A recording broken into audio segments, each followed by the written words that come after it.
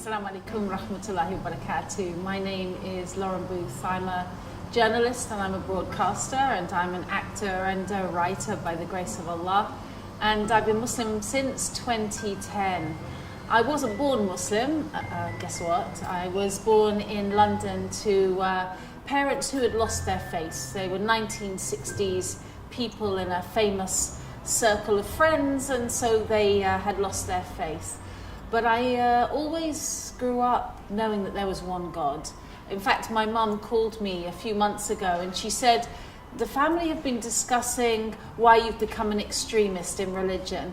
I said, oh, okay, what did the family say? What did you say, Mum? And my mum said, well, you were always a weird kid. And I said, how was I weird? She said, you were always praying. You know, you just go to your room, I'm just going to ask God about this matter. So I was a pious kid without any knowledge. But it's not easy. It's not easy in any age, but in this day and age, to hold on to faith in your teenage years. So I became a kind of celebrity in my late 20s, mostly because my brother-in-law was the Prime Minister, but I certainly made the most of my moment of attention. And it becomes very, very toxic, very addictive. Celebrity is addictive. Once people are looking at you and admiring you and wanting you to come to give you things. All right, celebrity is a lot about being given stuff. You get free clothes, you can get a free car, you can get a free holiday, and then you get lots of free attention. So nowadays it's like everybody's a celebrity on social media. How many likes? Only 70 likes. I want 80, I want 90, I want 100,000 likes. And it's completely, I know about drugs, I know about drink. Celebrity and social media is more addictive, and sugar actually, in my experience. So I definitely wouldn't say that in my 20s I was on any spiritual journey. I was on a complete nafsi celebrity journey, and I was content with that. When I say, actually content isn't the right word. I was okay with that. But I was getting myself into situations which were ugly, with people who were in a very low moral state, which, to be honest, their fame was this high, the moral state was in the gutter. Really, really, degrading circumstances for the human being to be in, but it looks great on the front cover of a magazine. So there's this big disparity that I started to notice. And may Allah forgive me, I was very selfish. I was a selfish human being because I was so involved in my own drama, the drama of life. And really, what everybody wants to know from a convert is, okay, so when did you wake up? How did the wake up happen, right? Yeah, I guess that's what everybody wants to know. You know, for women, possibly for men as well, but definitely for women, the wake up is having a baby, right? Your body changes, you're aware that something inside you needs you have to calm down. I had 3 miscarriages because of drink and drugs. May Allah forgive me, right? I had to calm down. And then when the baby is born, and going through the pain of childbirth, to me it was like it was ripping a reality. It was ripping from one place of just table, chairs, lights to something else. I saw through a veil, and there was beauty there, and there is creation there, and there is hope there, and I wanted to go there with my child. So that was one of the changes that I went through. That was in 2000. And in the same time as my daughter was born, I remember watching the news on TV one night. My baby was very small, I was breastfeeding her, and there was a photograph of a boy. And you know, when you give birth, if you haven't given birth yet, you need to know this, that you become very sensitive. It's like all of the layers of ugliness and of sarcasm and of self-obsession are peeled away, and you want the world to be a better place. You really want the world to be a better place. So I was watching the news this night with my new baby, and there was a photo of a boy. And the boy was small, but he was 15. It was the news. And he was standing like this. And all you could see was his back. And only a little bit in front of him, there was a tank. And the tank was coming towards the boy. Now, if a tank came towards you and me in this, situation we are in right now, you and me, we'd run the other way, right? That's the human instinct. But this little boy with a stone in his hand, was leaning into the tank. And I was just thinking, run away. Run away. You strange Middle Eastern child. You strange alien child in a place of dirt and refugee camps. Just go home. Just go home. Your mom's waiting. And it was very raw. And the place that he came from was Gaza, which I didn't really know about. The place was called Palestine. But I did know that 10 days later, Faris O'Day was shot dead by an Israeli sniper. And he died, he bled to death on the floor of a refugee camp, protecting his family with a stone. That and the Qadr of Allah is the only explanation I have for everything that's happened since. 5 years later, I found myself asking to go to Palestine. It was like there was a voice in my head saying, go to Palestine, go to Palestine, go to Palestine. Why do I want to go to Palestine? By this point, I'm living in France. I've got 2 daughters, nice husband, big house, swimming pool. We're in the most beautiful part, one of the most beautiful parts of all of Allah's earth. And I want to go to Palestine? What is that? That is what you call a calling. And what we recognize in this world is that all of us have a calling away from materialism. So I found myself in 2005, thanks be to God, in Palestine. And I thought that I knew the story there. I'd gone to find the truth. This is another word that you might recognize in your life. Whoever's watching this, may God bless you. Wherever you come from and wherever you're going, God bless you. Watch out for the signs that you're being called to truth and go with it. That's what I can say is go with it, okay? So I went to Palestine and I was scared. I was scared of Arabs. Yeah, definitely. Arabs with guns, Arabs with loud voices. That's how it sounded to my English ears. I remember I was being shown into my interview with Mahmoud Abbas from the Palestinian Authority. First day in the West Bank, and there were 2 big bodyguards, Palestinian bodyguards either side of me, right? They both had big guns, they both had walkie-talkies, and they put me into an elevator. It was like a movie. And then one of them said, and in my mind, the subtitle said, "We will kill the white woman later." And I was shocked. I was really shocked because I thought, oh my God, I'm a racist. I'm a racist. I presume that just because these guys are Palestinian and just because I'm white, they're going to kill me. Where did that thought come from? Here's the amazing thing. 3 days later, I traveled around the West Bank on my own. Right? They forgot to tell me in the media where I was working, this is how you go to Palestine. You stay in your hotel room, you make a phone call, they come to you, don't go outside. Because that's what they tell journalists. Don't meet the Muslims. Muslims are dangerous. You might get kidnapped. Okay? You might get disappeared. You'll never come back. They'll lie to you. But I didn't do that. I just went, marhaba, marhaba. If somebody drove past and said, get in my car, I said, okay, I'll get in your car. And so, by the grace of Allah, I went all around the West Bank. I went to Jenin, I went to Bethlehem, I went to Nablus on my own. And I saw a different reality.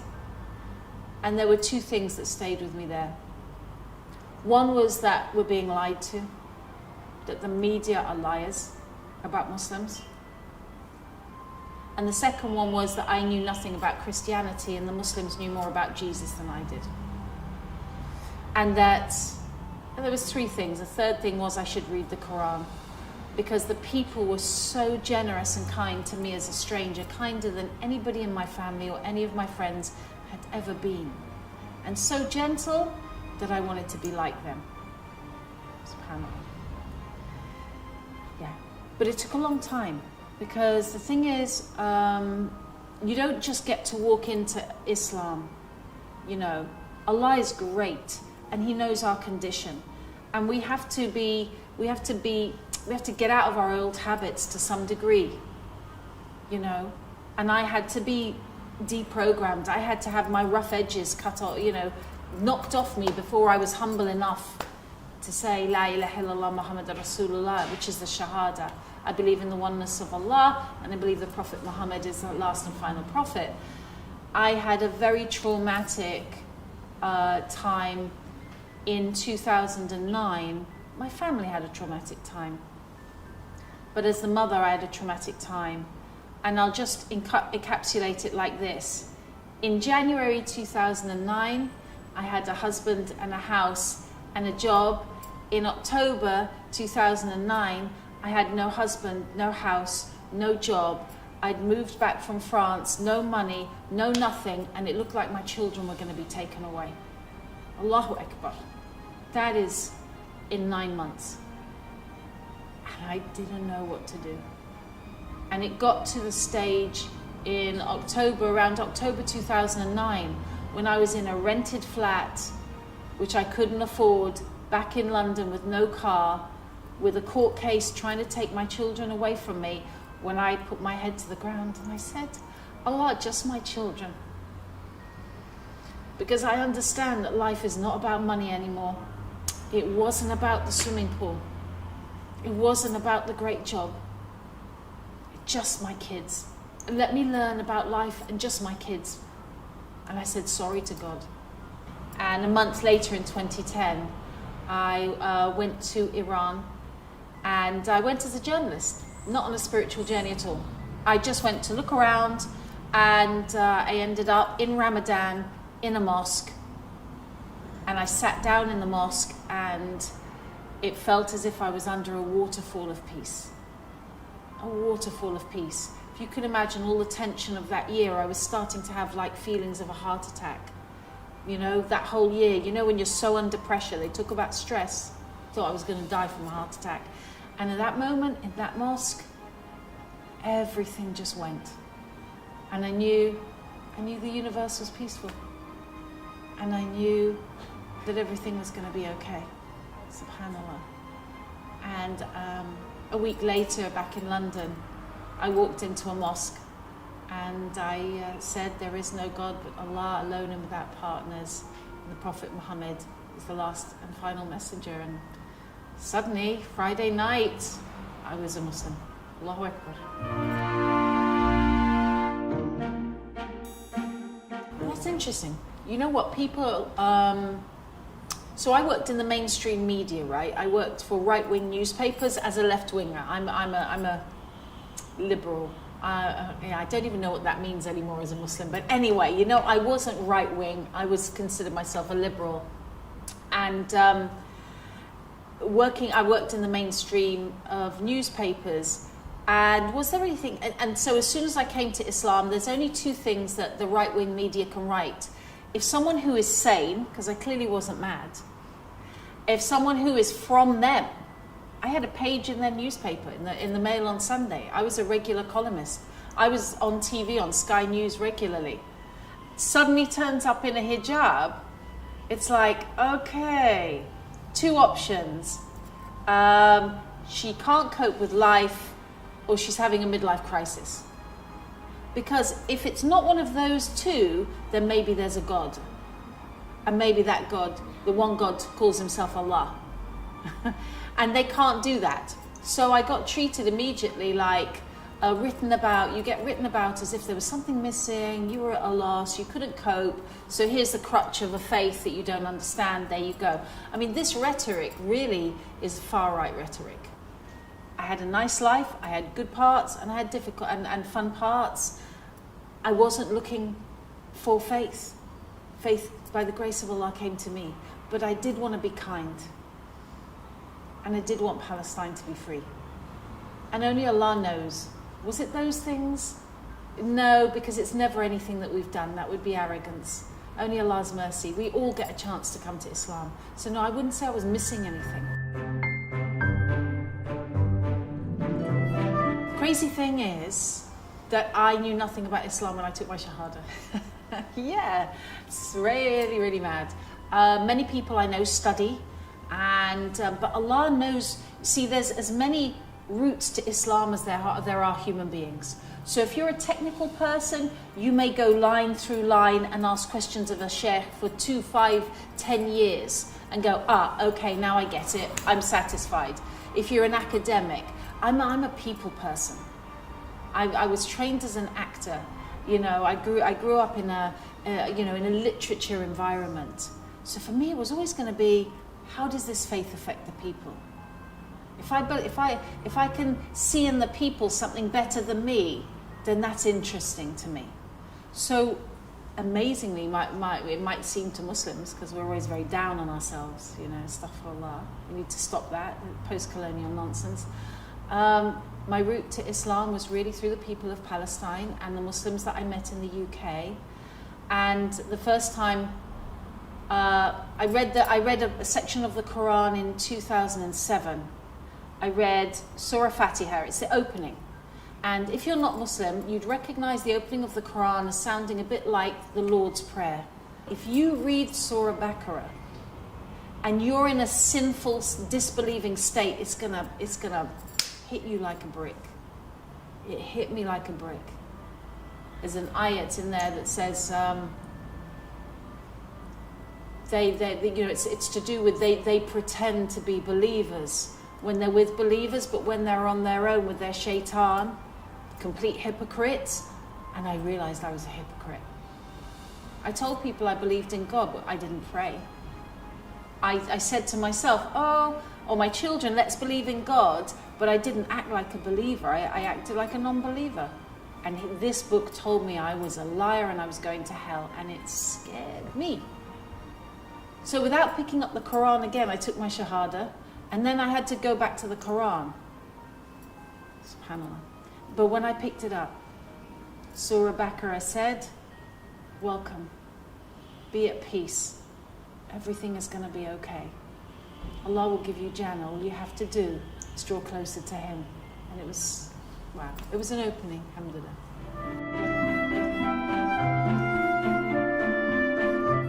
When I was young, I didn't know anything about Islam. In the 80s, early 90s, I just knew there were Asian people who did weird stuff and they had their exotic gods. And it was probably very colourful, and Muslims probably prayed to about 12 gods. You know, I completely confused it with Hinduism and didn't care.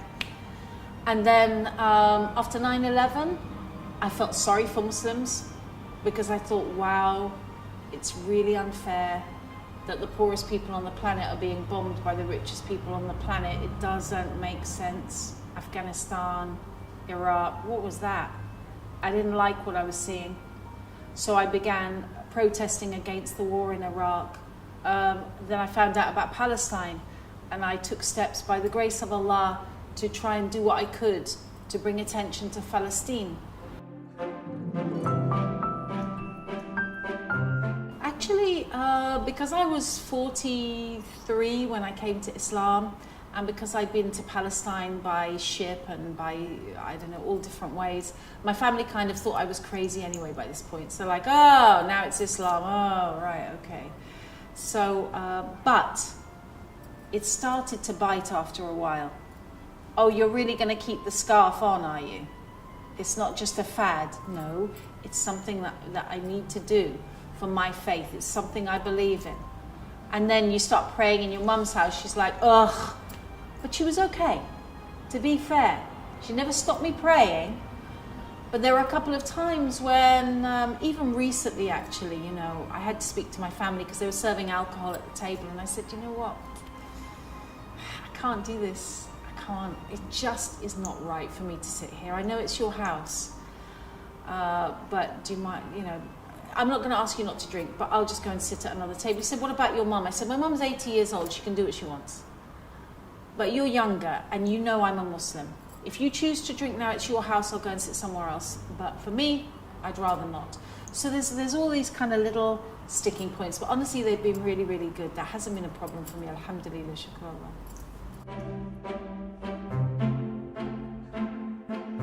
Allah. The media was horrendous. The media was horrendous. I went from being a part of the media to being like seen as a criminal. I walked into Sky News after a month, and I finally had the nerve to put on my hijab, because before that I'd be going to Sky News and taking it off in the car, and then I read an ayat in the Quran about the hypocrites who do one thing and then don't do it, and I'm like, oh my God, I'm a hypocrite. I'm pretending to the TV I'm not Muslim. So I went in with hijab, and everybody went, hi Laura. I'll never forget it. And then I remember going into where they do the makeup, and she was like, shall I do your hair? Oh, I'll just do a little bit of, yeah, I'm like, it's fine. I did exactly the same job as I'd ever done for 10 years. Same job, talking about the newspaper, same kind of opinions. And they said, thank you very much, but there was one difference. On the next Monday morning, I got a phone call. Laura, we're changing things around, we won't be using you anymore. Thanks very much. Take care. No, I can't prove that was to do with me converting. And you will notice there are now, alhamdulillah, lots of women on the mainstream news. Not lots, but there's a number who have hijab. But are they converts? Are they converts? The world is not ready for converts to be seen. The Western world is not ready for converts to be seen as rational human beings. Because how can you be rational when you've been believing Allah and all that stuff from the Middle East, and they have all these confused ideas? So that was difficult. It was only difficult in that it impacted me financially, because I literally didn't care. I didn't care. Call me a terrorist sympathizer, I don't care. I've got my Quran, I've got my Allah, I've got my kids. I don't care. So, and hate for years, 4 or 5 years, hatred. And it didn't matter at all, because everything is with Allah. And Allah will choose the path, as long as we stay the course, steadfast, steadfast, steadfast. So I'd say this to anybody who has a feeling in their heart, maybe Islam is the right way. You might come from Russia or Texas or France or South America or part of Africa from a Christian family. Don't be afraid. Never fear. When you take the path to Allah, everything is lifted, because you know what? Our sins are gone. And nothing you've experienced so far can replace that feeling. And don't be afraid as well, because everything will make sense. You know, the feeling of, I don't know why I'm getting up in the morning. The feeling you might be having of, this world is so crazy, I don't know why I'm here. When you study Islam, when you live a Muslim life, when you speak to Allah every day, everything makes sense. You will know why you're here, where you go to next, and how to make things better, inshallah.